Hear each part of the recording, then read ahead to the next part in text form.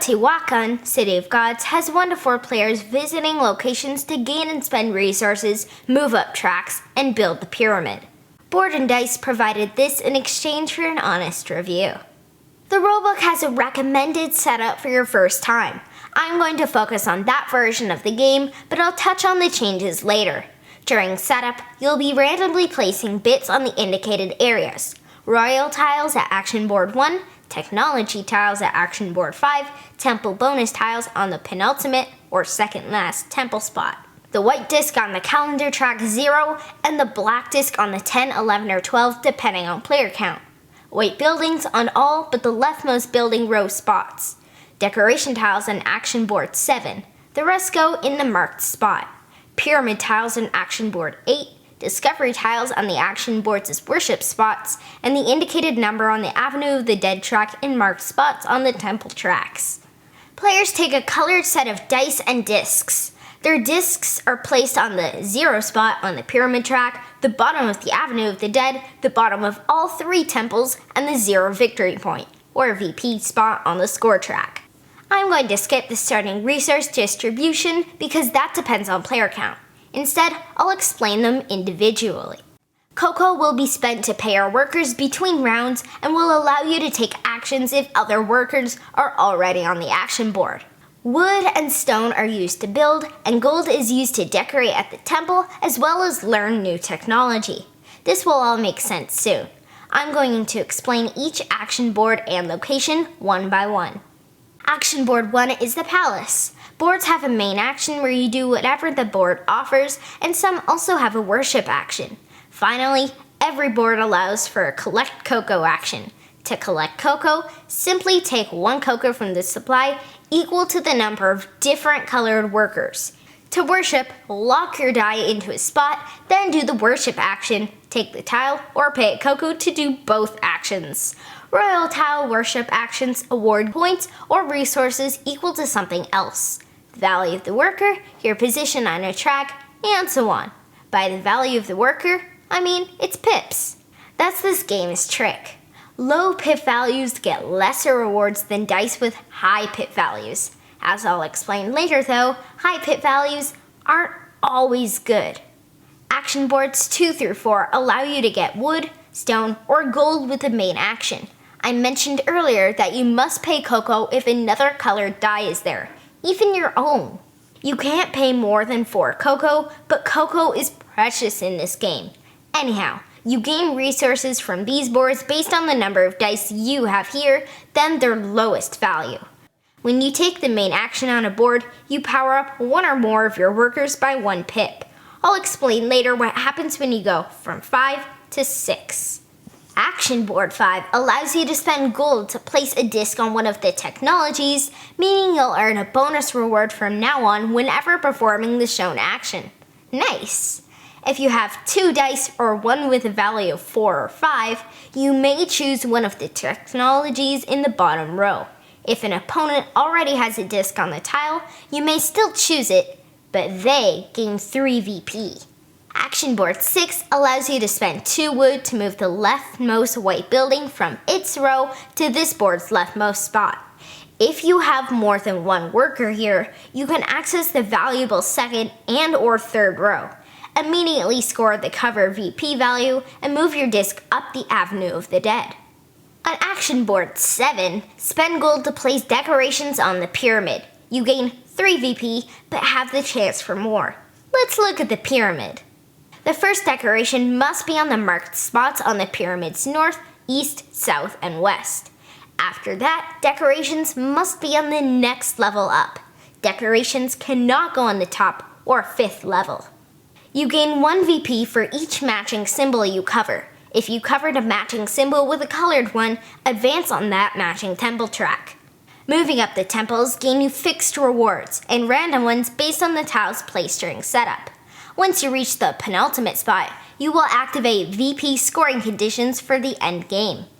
I've mentioned the Avenue of the Dead a few times. This is similar to the temple, but instead of rewards as you move up, you instead get a scoring multiplier depending on how far up you've moved. Action Board 8 allows you to place tiles to build a pyramid. Like with decorations, you immediately gain VP depending on the level, gain more VP for covering matching symbols, and then move up the temples for covering matching symbols with a colored one. To build this temple, you spend a combination of wood and or stone depending on the level. When you build and decorate, you'll move up the pyramid track. This is also a scoring multiplier depending on how far up you've moved. After the final player takes their turn in a round, advance the white disc on the calendar track. When you power up a worker from 5 to 6, your die ascends.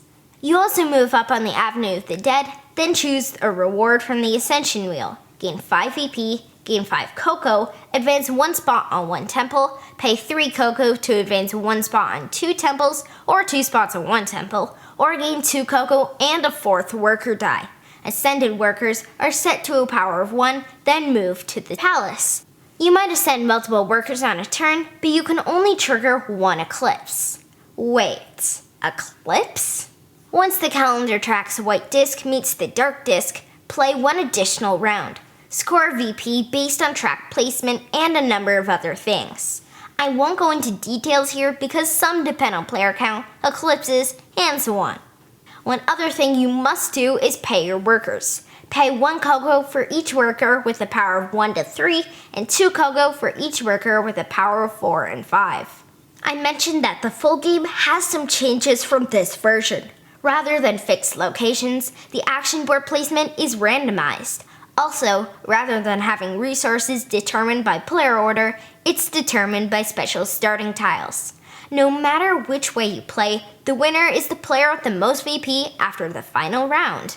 Move your dice to gain resources and perform actions, power up at the right time, and beat your opponents. That's Teotihuacan, City of Gods. Don't let Teotihuacan, City of Gods' looks fool you. Once you know what you're doing, 3 can play in under 2 hours. This includes setup and takedown. Yup, even for the variable starting game. You have a huge 6-fold board, bits all over the place, and your player areas. I seriously recommend using bit trays and bowls. Anyhow, this is all to say that you should stick to large dining tables. This game requires lots of planning. Think of chess, in how you need to think about you and your opponent's turns well ahead of time. You also need to carefully manage your resources and be able to shift to backup plans if your opponents do something unexpected. Save this for 10 and 11-year-olds with tons of game experience. In our second game of Teotihuacan, City of Gods, I raced to an early lead. I noticed Dad had only a little Cocoa. I anticipated him worshipping because there was a token there that negated Cocoa payment. I naturally took it before he could. Dad lost 12 points, and Mom lost 6 because they didn't have enough Cocoa for their workers. In the third round, I scored another one of those tokens so I could take a bunch of actions without needing to worry about saving Cocoa. Mom and Dad weren't so lucky. I won, and by quite a bit. Teotihuacan, City of Gods offers so much in a surprisingly short amount of time. We couldn't believe it when Dad told us the time of our second game. 1 hour and 42 minutes. There isn't a lot of downtime, but you'll also only have a few choices depending on your dice location, pip value, and resources, so turns are quick. The dice system is so clever. Higher pips give better rewards, but require more Cocoa between rounds. Multiple dice at a location provide better rewards, but cost you Cocoa. Then again, multiple dice colors at a location means you collect more Cocoa when taking that action. I haven't played this solo to see how the bot works, but in the 3-player games, you put out dice to clog out locations. These have a chance at moving around the board between rounds. Even this simple mechanism can mess up your plans or help you by getting out of your way. I recently reviewed Trismegistus: The Ultimate Formula, which is from the same publisher and co-designed by this game's designer. I found that game's graphic design needlessly busy and complicated, hurting an otherwise straightforward game. There's none of that here. Almost everything makes sense quickly, and the things that don't will click later during your first game. I like using the variable setup. The random action boards and starting tiles make each game different and inform your strategy for that game. There are multiple ways to score points, let alone in that specific game, which adds to the fun. A skilled player will crush new players, but if you're willing to help someone out a bit so they see how everything fits together, it won't be long before they're competitive as well. If you prefer player interaction, skip this. It's a pure Euro strategy game where you're focusing on your own thing. You might take something that someone else wanted or kick them out of a spot where they were worshipping, but that's really it. Teotihuacan City of Gods is a great game with tons of strategy, with enough tactics to keep players constantly engaged and thinking. The dice mechanism, especially with ascending, is brilliant. The whole game is brilliant, actually. I love it.